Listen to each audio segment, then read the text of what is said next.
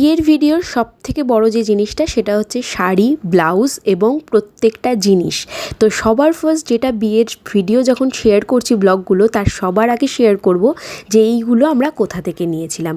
Already তোমরা mehndi night দেখে নিয়েছো, তার সাথে তোমরা দেখে নিয়েছো আমার ফার্স্ট বৃদ্ধির লুক।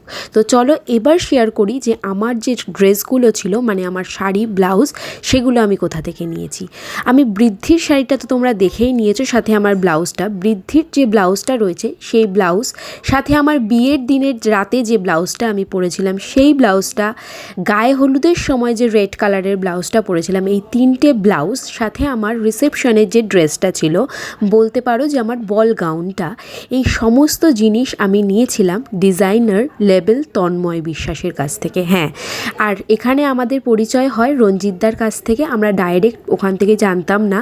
রঞ্জিতদা যে আমাদের ফটোগ্রাফি করেছেন এবং সিনেমাটোগ্রাফি করেছে, সেই আমাদেরকে এই তন্ময়দার খোঁজটা দিয়েছিল, বলেছিল যে তোরা বেস্ট জিনিস পাবি, তো চল তার কাছেই যাওয়া যাক। সেই কারণে আমরা চোখ বন্ধ করে রঞ্জিতদার উপর ভরসা করে তার কাছেই চলে যাই। সাথে এখানে শুভজিতের, দেখতেই পাচ্ছ মাপ নিচ্ছে, শুভজিতের যে রিসেপশনের ড্রেসটা ছিল, মানে ব্লেজারটা, সেই পুরো 3 পিসটা আমরা নিয়েছিলাম লেবেল তন্ময় বিশ্বাসের কাছ থেকে।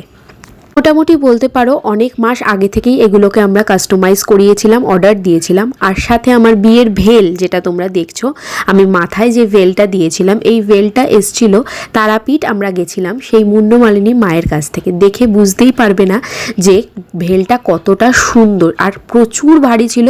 যে কেউ দেখে ভেবেছিল হয়তো আমরা এই ডিজাইনারের থেকেই নিয়েছিলাম, কিন্তু নয়, আমরা তারাপীঠ মন্দির থেকে নিয়েছিলাম। আর আমার শাড়িগুলো, আমি সকালে যে বৃদ্ধিতে শাড়িটা পরেছি এবং গায়ে হলুদের যে শাড়িটা, সেইটা আমি নিয়েছি আদি অক্ষয় থেকে।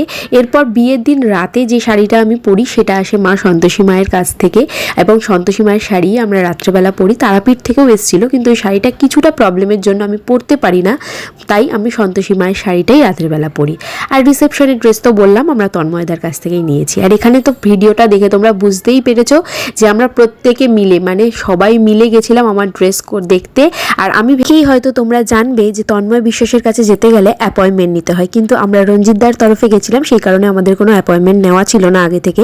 আমরা কল করে ওখানে ডাইরেক্ট চলে যাই। প্রথমে গিয়ে তো তন্ময়দাকে পাইনি, তাই জন্য স্টোরে যা যা ছিল সেই সমস্তগুলোকেই প্রথমে দেখছিলাম আর পছন্দ করছিলাম। গাউনগুলো, তার সঙ্গে ছিল ওখানে লেহেঙ্গা, ভালো ভালো, যেগুলোর প্রচুর প্রাইস ছিল। তো লেহেঙ্গা তো নেওয়ার ছিল না, তাই যেটা নেওয়ার সেটাই নিয়ে নিয়েছি। চলো আজকে বাই।